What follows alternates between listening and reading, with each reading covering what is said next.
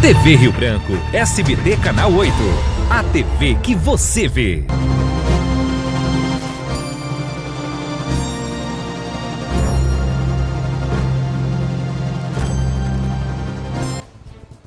Demorou, mas chegou.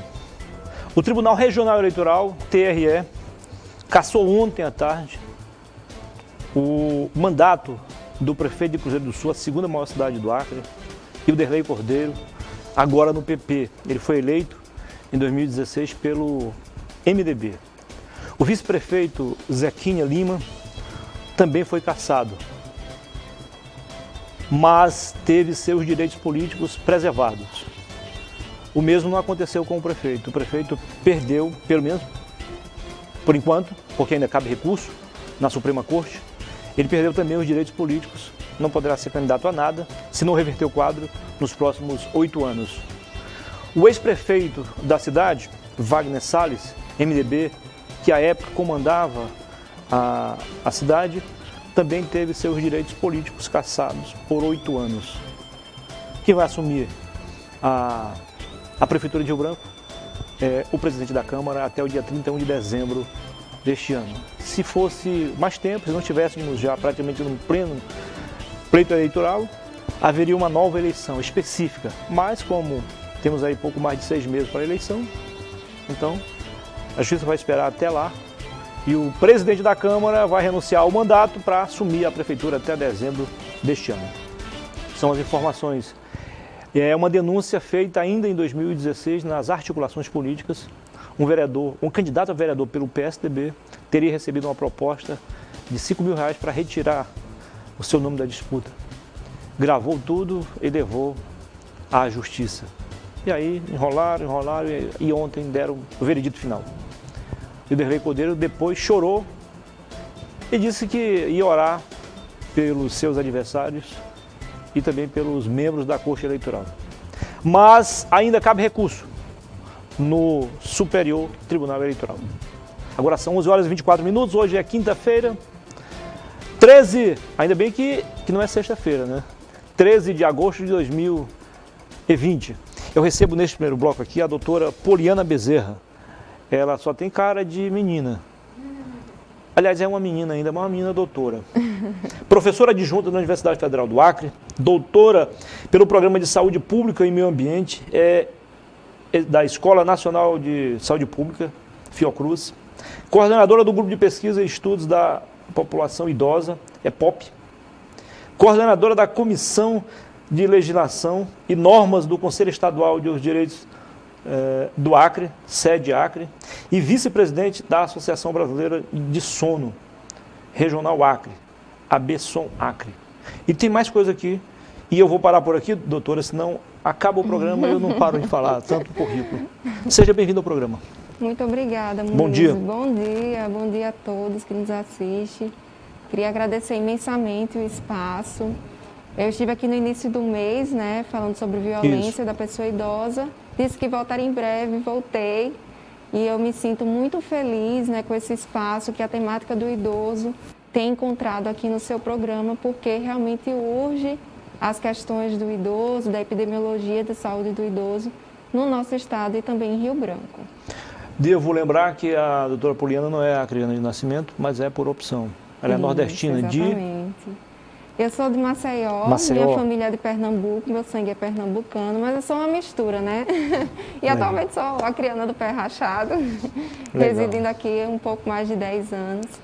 E realmente eu tenho me colocado a serviço da sociedade, né, na forma do meu trabalho lá na universidade, tanto nos grupos de extensão, projeto de extensão, pesquisa e no ensino. Vamos lá. O que motivou a jovem doutora a fazer essa pesquisa? Eu tenho afinidade com a temática do idoso há muito tempo, né? Então, assim, eu tive, desde criança, com a minha avó materna, um vínculo forte, que era uma pessoa maravilhosa, mas adoentada, né? Acometida com diabetes, e eu sempre a via muito fragilizada. E, de certa forma, eu sempre me coloquei a cuidar. E refletindo sobre isso, eu acho Doutora, que veio fica à vontade, daí. se a senhora quiser tirar a máscara. Acho que hoje fica dá muito pra complicado, tirar viu? que, É um sufoco, estamos né? com Fica à vontade. o distanciamento Sim. garantido. Então, acabou o mistério. Sim. Esse é o meu rosto. Pronto. Então, acho que veio daí, primeiramente, a questão da sensibilidade em relação à vulnerabilidade Sim. nessa idade, enfim. E, como acadêmica de enfermagem, já na grade disciplinar, me chamou muita atenção justamente para as projeções em relação à questão populacional do idoso. Então, aquilo já me veio como algo interessante como mercado de trabalho mesmo, além da minha afinidade natural com o tema. E aí eu optei justamente como profissional da universidade, já como professora, estar atuando na linha de pesquisa, né, de saúde do idoso, epidemiologia. E assim eu fiz, tanto no mestrado, no doutorado, eu tenho investido nessa temática. E minha maior questão era justamente apresentar essa população idosa que a gente ainda não tinha até então nenhum dado publicado, né, em revistas, periódicos científicos, em relação ao idoso e as questões de saúde da população idosa aqui no nosso estado e especificamente em Rio Branco, onde a minha pesquisa se deu, né? Eu investiguei idosos que são acompanhados em 2 regionais de saúde de Rio Branco, que foram Sobral e Adalberto Aragão, justamente pelo fato de ser as regionais mais populosas com essa faixa etária, acima de 60 anos de idade. Ali é uma região bastante grande, tanto da Sobral quanto da região do Adalberto Aragão. Exato. Que ali são vários bairros. E uma Sim. mistura de classe média alta, classe Isso. média baixa e classe baixíssima. Exato. Então, assim, eu consegui ter perfis diferentes. Sim. E que a pesquisa tem a capacidade estatística de representar essa população do jeito como ela é. Então, assim, eu tive extremos, digamos, de renda, onde eu encontrei idoso que não tinha nenhuma renda individual mensal e idoso que recebia até R$17 mil por mês. E aí eu tenho os dados que a gente vai conversar um pouquinho Legal. mais em relação a isso. Pesquisa como esta aí, não deixa de ser um perfil socioeconômico, né, também, ao mesmo tempo. Sim. É igual CPI, a gente sabe como começa, mas não sabe como termina. Quais, assim, os dados que mais lhe chamaram a atenção durante o trabalho? Olha, Muniz, eu vou fazer até uma confissão. Quando a gente faz um projeto de pesquisa, ele tem que ser passado por uma comissão de ética, um comitê de ética que vai avaliar, né, se aquela pesquisa ela traz algum risco, nem que seja mínimo, emocional até, né, para quem vai ser colocado para participar da pesquisa. Isso. Então, nisso a gente submete, né, e aí a partir do momento que a gente faz a pesquisa, entra em campo para coletar os dados, a gente não pode mexer, não pode mudar, né? Porque tem que ser de acordo com aquilo que o Comitê de Ética liberou para fazer. Mesmo não sendo uma pesquisa de intervenção, como, por exemplo, vacina, medicamento, mesmo que seja uma entrevista, a gente tem que seguir esse protocolo.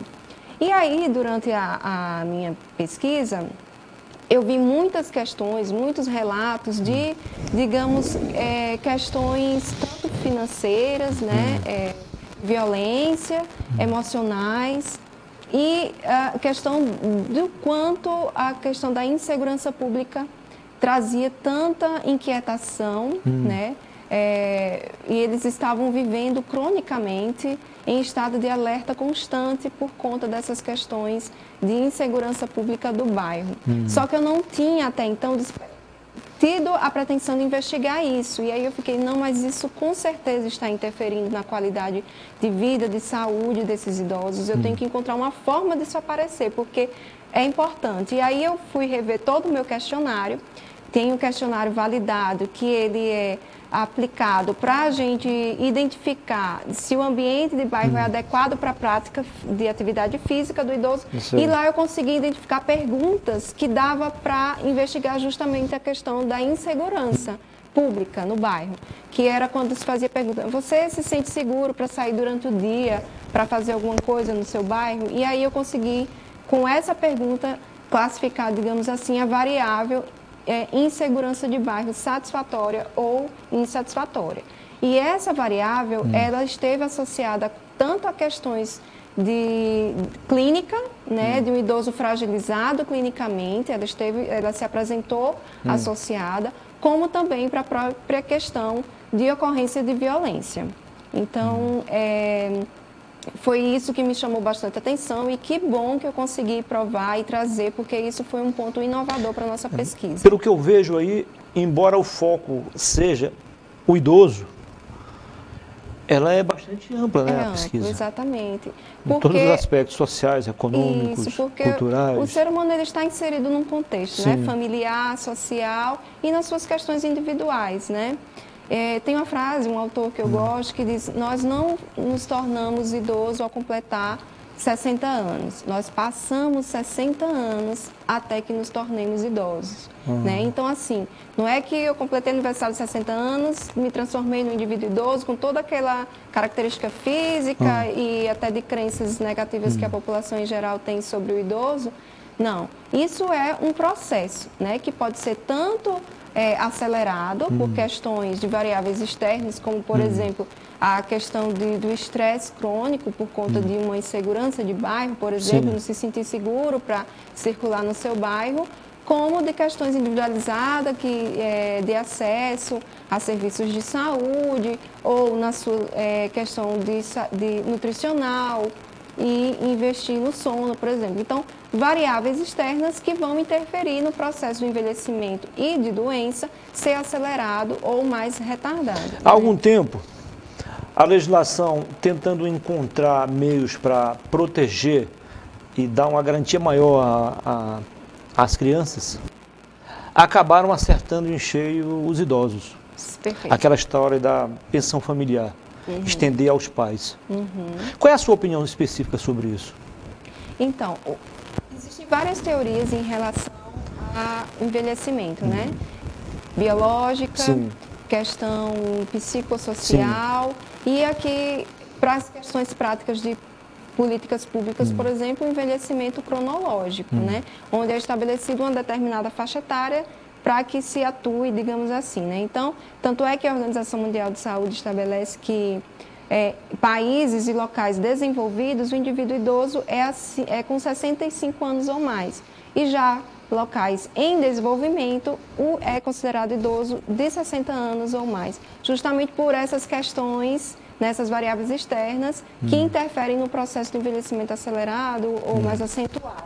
Né? Então, assim, o envelhecimento ele ocorre já até no momento da concepção e no momento embrionário. Né? Então, assim, quando as questões, eu costumo falar que as políticas públicas do idoso ela é muito justa, porque quando a gente quer acertar, digamos, no idoso, a gente tem que garantir acesso e qualidade de vida em todas as fases de vida. Né? Então, que seja um suporte, digamos, de políticas financeiras, né?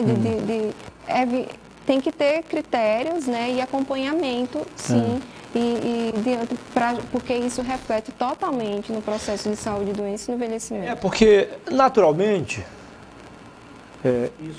isso é algo que vem deles mesmo. Os idosos, eles bancam cerca de 30% das crianças. Coisa que eles querem mesmo. Agora, uma coisa é você fazer por querer fazer, outra coisa por uma obrigação. Exato. Sim, e isso pode interferir na qualidade de vida deles. Totalmente. Endividá-los, então, comprometer no tratamento de saúde, porque é quando você acaba contraindo mais doenças, tem que gastar mais dinheiro com medicamento, com consultas, enfim. Sim, Luiz, assim, tudo na vida a gente tem que ter a opção de escolha, né? Quando existe um vínculo familiar e que o idoso opta, digamos, para ser o cuidador do seu neto, porque, enfim, os pais têm que sair para trabalhar, o idoso, ele se propõe a isso faz bem para ele faz perfeito, né, a questão de escolha. Agora, quando é imposto, o idoso digamos, de certa forma, explorado, né, e às vezes ele tem condições físicas, né? Quem tem criança pequena sabe o quanto é custoso fisicamente cuidar de uma criança, dar um banho no recém-nascido, é desgastante. E o idoso já tem suas peculiaridades, ainda mais o idoso da nossa atual conjuntura, que tem 85% da população idosa que eu estudei, eles tinham 2 ou mais doenças. E doenças incapacitantes, a maioria hipertensão, doenças reumáticas, doença do coração, diabetes e depressão. né? Então, assim, não pode ser algo imposto, né? Se for uma opção e que se tenha também, no momento que o idoso se sente sobrecarregado, ou não dê, que tenha um cuidador para cuidar, né, desse familiar, né? Então, assim, essas questões, elas têm que ser discutidas. Uma das questões que a gente fala e defende da prevenção de violência ou de maltrato com o idoso é justamente o vínculo familiar, né? Então, quando a gente tem uma família funcional, onde ela está atenta para o limite do idoso e respeita a sua opinião, a sua opção de vida, não temos casos de maus tratos, né? Agora, quando o vínculo familiar é frágil, isso prejudica, né? Entendi. Então, Muniz, essas questões elas devem ser debatidas e colocadas, porque o idoso, hoje, nós temos muitos idosos ativos. Na minha pesquisa, 27% do idoso tinha alguma limitação física para fazer alguma atividade de vida diária, mas aí, mais de 70% não tinha nenhuma condição limitadora, né? Então, assim, vamos desmistificar essas crenças de que o idoso ele é dependente, só é doente, tem uma personalidade muito resistente, que não é. Existe uma heterogeneidade, né? Nem toda pessoa é igual e a gente não deve colocar a população idosa como se tivesse um único perfil, né? Entendi. As pessoas envelhecem de forma diferente, em tempos diferentes, e isso é uma construção e é um resultado ao longo de 60 anos que você construiu. Então, muitos idosos são ativos, por exemplo, vão querer fazer alguma atividade, tem uma agenda e às vezes tem que ser cancelada porque a filha ou o filho coloca ele para cuidar do neto, e enquanto que o idoso abdica muitas vezes de fazer alguma atividade, de investir na sua saúde, qualidade de vida, no seu lazer, porque foi incumbido a ele esse papel como se fosse uma obrigação, enquanto que não. Se ele tem autonomia de vida, ele pode decidir se ele pode assumir esse papel, até quando, em quanto tempo, de acordo com a sua agenda e escolha. A senhora falou em autonomia de vida, aí me fez lembrar algo parecido à expressão, expectativa de vida. Pela pesquisa que a senhora fez, eu sei que isso muda muito de região para região, às vezes até dentro do próprio estado, dentro de uma própria cidade, você vê algo diferente. Realidades. É possível, de acordo com os dados que a senhora obteve nessa pesquisa, a gente sonhar com no dia em que envelhecer não significa necessariamente estar doente? É possível? A senhora responde daqui a pouquinho. Tá bom. Tá bom? Vamos ver se é possível envelhecer com qualidade de vida. Agora são 11 horas e 40 minutos no Acre. Até já.